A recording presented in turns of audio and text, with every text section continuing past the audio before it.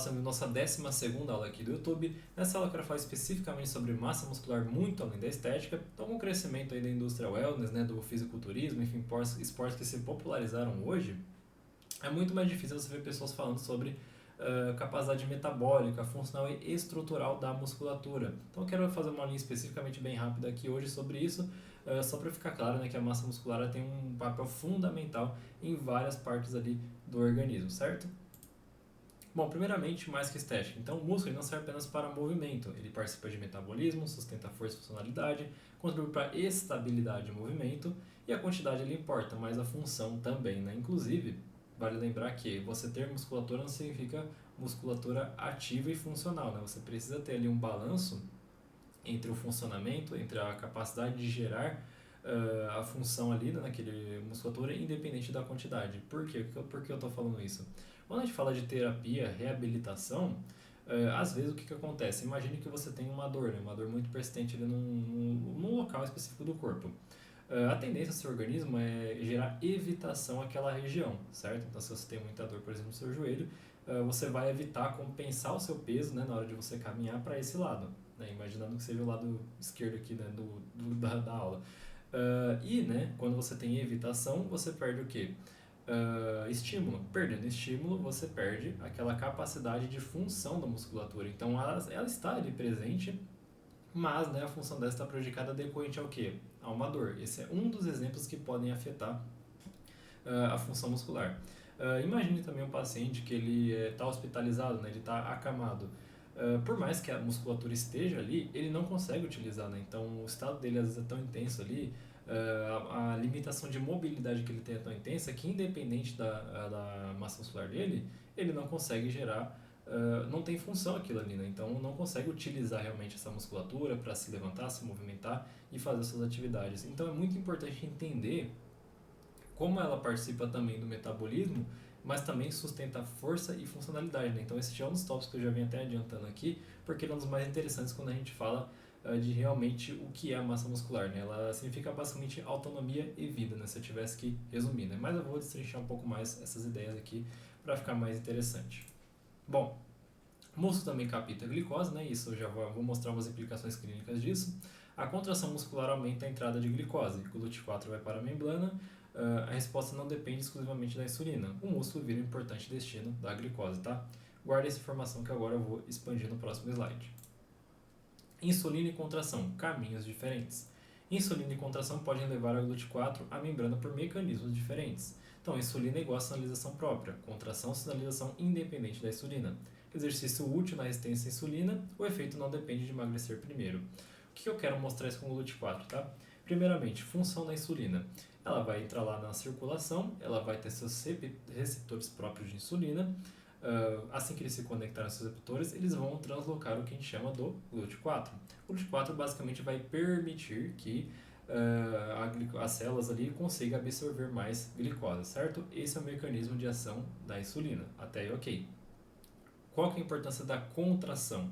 A contração também gera a necessidade, na verdade, a captação e a translocação do GLUT4, né, que seria via MPK. Mas eu não vou aprofundar nisso. E o que isso vai ajudar a gente na nossa leitura? Ela é independente da insulina. Então, quando a gente fala de diabéticos, o melhor tratamento é o quê? Exercício físico, né, porque você tem essa captação.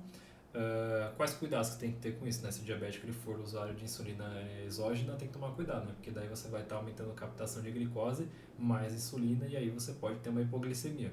Mas, enfim, isso é só de forma mostrando o que pode acontecer clinicamente. Mas isso acaba ajudando muita coisa, né? Principalmente o entendimento que a musculatura ela não é só, não está ali só para reserva funcional também, né? Igual eu expliquei aqui. Isso vai mudar muito sobre até emagrecimento, né? Então, quando a gente fala, você precisa emagrecer primeiro para depois começar a ganhar musculatura. Não, né? Você precisa ganhar musculatura rapidamente, independente do seu estado atual, né? Como você vai fazer isso dependendo do organismo ali, aí vai ter que ter avaliação individual. Mas, né, você precisa dessa musculatura para você aumentar a sua captação de glicose e também cada vez mais ter estímulo ali de realmente síntese proteica, né? Que vai ajudar na sua capacidade funcional, consequentemente você vai ter uma resistência à insulina um pouco mais controlada, então é para isso que serve a contração. E aí você fala, mas só musculatura parada ele absorve mais glicose? Vamos pensar aqui a relação. Se a pessoa ela tem mais musculatura, qual que é a tendência? Que ela treine muito para manter essa musculatura, certo? Se ela treina muito, ela contrai muito, ela utiliza muito. Se ela utiliza muito, ela consegue captar glicose, né? Então, o treinamento também não é você só considerar a pessoa parada com musculatura, né? Ela é uma reserva que ela tem que funcionar por movimento, né? Então, o motor ele não pode parar de girar também para que esse mecanismo aqui funcione, certo? Então, é a contração, a absorção de glicose. Essa é a ideia geral sobre ela de uma forma mais metabolicamente falando, né? Tem também a parte de reserva clínica da massa muscular, mas isso eu vou deixar para depois, certo? Segundo, autonomia é desfecho clínico. Força e desempenho mostra que o paciente consegue fazer, levantar da cadeira, caminhar, subir escadas, manter a independência. A balança não mede funcionalidade. Então, o que eu falei, né, lá no começo da aula sobre ser funcional, né?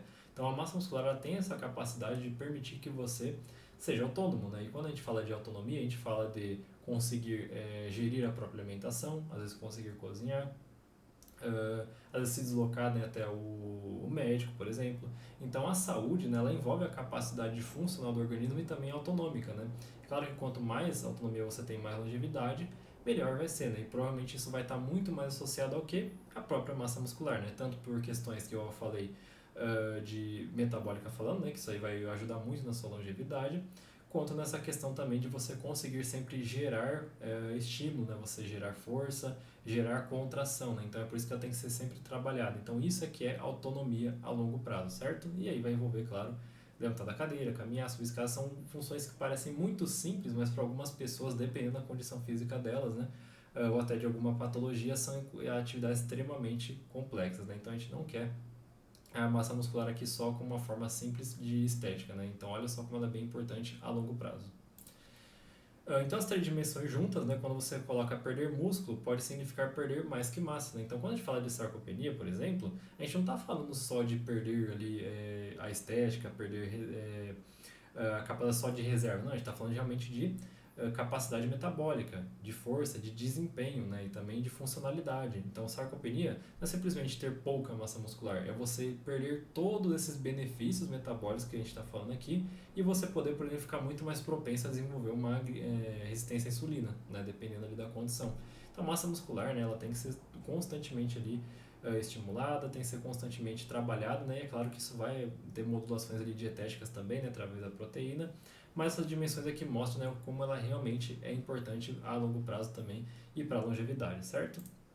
Então, basicamente, né, se eu tivesse que resumir essa aula, massa muscular não é apenas estética, ela envolve metabolismo, força, funcionalidade e também suporte mecânico, né? Então, quando eu também falei lá no comecinho sobre a funcionalidade dela, sobre dor, sobre você descompensar, sobre você precisar de um tratamento de fisioterapia, envolve também a capacidade funcional mecânica, né, de dispersar ali carga mecânica, né, de você conseguir manter seu corpo bem equilibrado. Tudo isso vai envolver principalmente também a massa muscular. Né? Claro que vai ter cartilagem, ossos envolvendo, mas majoritariamente a massa muscular é que ocupa a maior parte desse tônus, né, certo? Então, basicamente, esse é um corte, né, igual a todas as aulas aqui do curso 2, tá? Então, tem um especificamente sobre massa muscular, geriatria, né, e aí eu falo um pouco de fisioterapia, sobre tensão mecânica, né, tudo que eu estou falando aqui, só que lá com um pouco mais de profundidade, né? Então, se você quiser se aprofundar, eu aguardo você no Clínica Real.